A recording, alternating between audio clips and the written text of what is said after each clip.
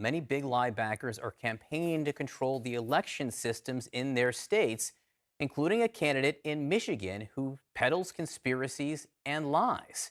Here's Sarah Murray.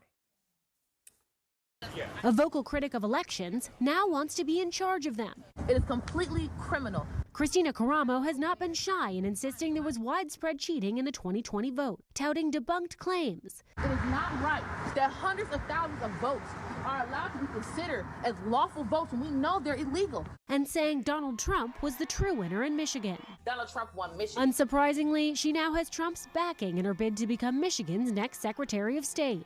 Yeah, so I have President Trump's endorsement, which is massive.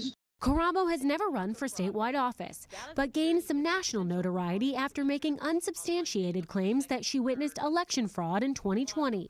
I was a poll challenger at the TCF Center. As Trump eyes a potential 2024 comeback bid, he's backing candidates like Caramo and others who've spread election falsehoods, looking to replace the battleground state officials who stood up to Trump's attempts to overturn the results in 2020. What's up, everybody? Major Retired Richard Ojeda here, and you lost. And you know how we know you lost? Because President Biden received more votes than you did, and a lot more. He won the popular vote by a record-shattering 81 million votes. Let me say that number again. 81 million Americans voted to make sure your ass was thrown out of our house and President Biden was moved in. And you also lost in a landslide with the Electoral College. States like Arizona, Wisconsin, Michigan, Nevada, and my personal favorite, Georgia.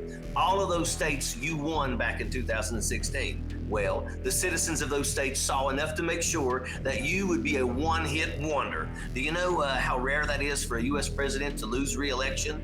It's almost unheard of. It is so rare that even George H.W. Bush won re-election. His father, not so much, but we'll save that for another topic for a different video. Now you want to go out and handpick all of the crazies in the land that fed into your delusion and try to get them elected to office. That seems like a bigger Ponzi scheme than your buddy Bernie Madoff. By the way, is he dead yet? Or is he still holding on, waiting for you to be cellmate? He must be dead. Surely he's dead. Because if he wasn't, I'm sure you would have already pardoned him, right? The latest lunatic that you endorse is crazy. And I'm not the only one that thinks this. She said it. Roll tape. Guess what? I'm crazy. I'm an anti-vaxxer. She's crazy. She's bragging about how unhinged she is. And guess what? Those are the types of people that want your support. The country has moved so far away from you and your mob family that you can't even get an interview on national TV except for Fox Propaganda Network. And yes, I know that you've been making the calls and trying to secure interview after interview, and everyone tells you the same thing. Come back to us when you're relevant again. And guess what? That ain't happening ever again. I just did an entire video completely tearing you apart without once having to mention your name. I was challenged to do so, and you all know me, I'm always up for a good challenge. I want you guys to put in the comments what subjects or people you want me to take on next. Make sure to subscribe to keep up, because we are gearing up for some huge announcements, and I want to make sure we all do this together. Sappers clear the way, airborne all the way.